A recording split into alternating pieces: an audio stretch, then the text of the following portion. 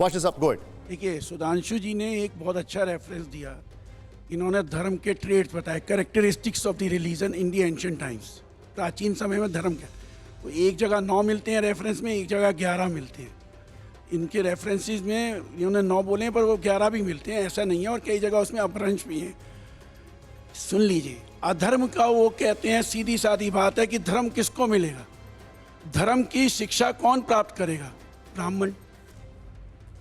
बाकियों को नहीं है इजाजत, महिला को भी नहीं मिलेगी। एक मिनट में आ रहा हूं। कुछ उदाहरण मिलते हैं जहां पे कुछ महिलाओं को शिक्षा, पर आम तौर पे ऋग्वेद के बाद, जब सभा और सम्मति के बाद, जब उत्तर वैदिक काल आया 1000 ईसा पूर्व से लेके ऑनवर्ड्स, उसके बाद उनके ना सिर्फ सामाजिक आधार को बल्कि आर्थिक आधार को भी घटा दिया गया। और जितने भी ये धर्म के ग्रंथ हैं, हम इनको बुरा नहीं मानते। ये कह रहे हैं ना कि हम भी धर्म में, हमारे फैमिली के लोग भी रिलीजन उसमें जाते हैं, हम भी पूजा में बैठ जाते हैं। हमारे पेरेंट्स कहते थे दिवाली पूजा में बैठो। आज भी हमारी मिसेज ने कहा कि साहब ये सुबह आप खिचड़ी पे हाथ लगा के जाएंगे, मैं लगा दिया, नहा धो के। नाश्ता उससे पहले नहीं मिला कर लिया। परंतु ये जानना होगा कि धर्म क्यों हफीम कम्युनिस्टों ने क्यों कहा, वामपंथियों ने क्यों कहा, कार्ल मार्क्स ने क्यों कहा?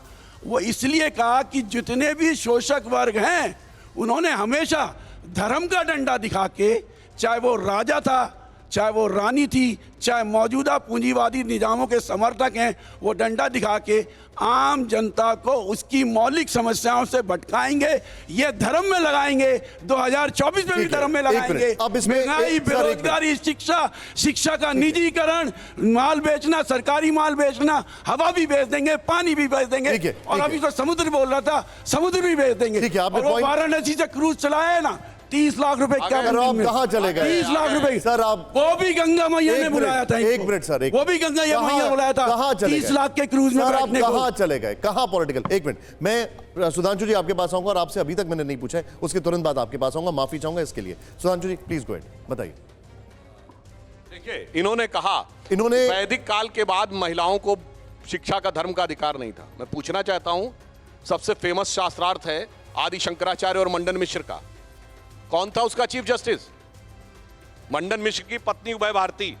मैं चुनौती से कहता हूं, कोई एक अभी मैंने खुद कहा था अपनी बात में, मैंने खुद कहा कि स्कैंटी एग्जांपल्स मिलते हैं। अरे भाई, उसमें बकायदा मैंने बताया कि कुछ उदाहरण मिलते हैं। कोई डिस्टर्ब नहीं करता है, झूठ नहीं बोला। वाशिफ साहब सब शांति से बैठे, सब शांति से बैठे। आप एक बार सुन लीजिए सर। हाँ सुधांशु जी, सीनियर है हम लोगों से, प्रोफेसरी में भी आप हमसे सीनियर हैं सर। सुधांशु जी, मैं ये कह रहा हूं, आचार्य मंडन मिश्र, मैं चुनौती से कहता हूं, दुनिया में कोई एक धर्म बताइए, रिलीजन, धर्म तो खैर एक ही है, जहां पर कि धार्मिक ग्रंथ के ऊपर डिस्कशन का अधिकार हो। बाकी जगह केवल सुन लो, जो कह दिया गया उसमें किंतु परंतु नहीं करो। अगर किंतु परंतु किया तो नरक में जाओगे और एक कहता सर काट दिया जाएगा।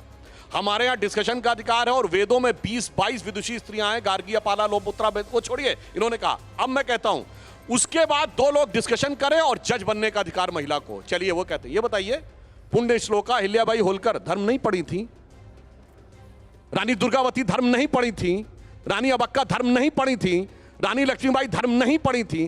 कहां बोलते हैं भाई? रानी थी सर, आप रानी थी सर, बोलने दीजिए। अब सुनिए पूरा बात बोलने दीजिए। और मैं कहना चाहता हूं, सुनिए, ये बात मैं कोई हवा में नहीं कह रहा हूं। अगर आपसे पूछूं 1812 में भारत की साक्षरता दर क्या थी?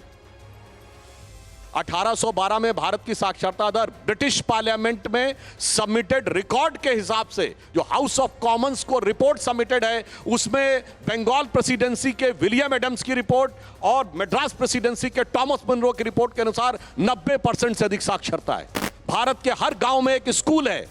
और इतना ही नहीं, छात्रों में ही नहीं, शिक्षकों में भी, जिसको आप सबसे निचली जाति का मानते थे, उनके भी शिक्षकों का उल्लेख है। और पूरी बात सुनिएगा, मैं पूरी बात कर लूं। और इस बात का उल्लेख महात्मा गांधी ने 1929 में लंदन में जाकर रॉयल सोसाइटी में दिए गए अपने भाषण में कहा था कि 100 साल पहले भारत की स्थिति क्या थी। और अगर उसके बाद भी इनको विश्वास ना हो, 1939 में कलकत्ता यूनिवर्सिटी ने पूरी रिपोर्ट को सबमिट किया हुआ है। 1812 में भारत की साक्षरता दर, हर गांव में स्कूल था, जबकि गुरुकुल को स्कूल नहीं माना था।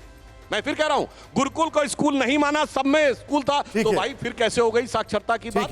ठीक है भाई ये बताइए ना। वाशिफ साहब एक मिनट, अब एक सेंटेंस बस। अब मैंने जो शिक्षा को छीनने का शिक्षा के अधिकार को छीनने का संदर्भ दिया था वो प्राचीन भारत में इन ग्रंथों के संदर्भ में दिया था। ठीक है। आप आधुनिक भारत का सर, उदाहरण दे रहे हैं। एक मिनट सर, ये इनकी भड़काव की नीति। अरे नहीं सर प्लीज, एक राम अवतार जी सवाल ये एक व्याख्या कर प्लीज प्लीज प्लीज सुनिए। ये बताइए अर्लीस्ट रूलर कौन थी? प्रभावती गुप्त, 3rd सेंचुरी, प्राचीन भारत कह रहे हैं ना, 3rd सेंचुरी एडी। जो शंकराचार्य का उदाहरण दिया, अरे रूलर जी ना भाई, आम जनता को बताइए। सर वाशरे साहब एक मिनट, रानी का उदाहरण वाशरे साहब एक मिनट प्लीज। हाँ भाई जब 90% लोग साक्षर हैं तो इसमें हायर कास्ट लोअर कास्ट कहाँ है? अरे भाई ये बाकायदा सबमिटेड रिपोर्ट। मैंने कहा ना गांधी जी ने भी पढ़े रहे भाई, जानते हैं इसीलिए छुपाया गया। अच्छा सर एक मिनट, राम अवतार जी एक मिनट, वाशरे साहब एक तो आवाज प्लीज नीचे रखिए, एक मिनट।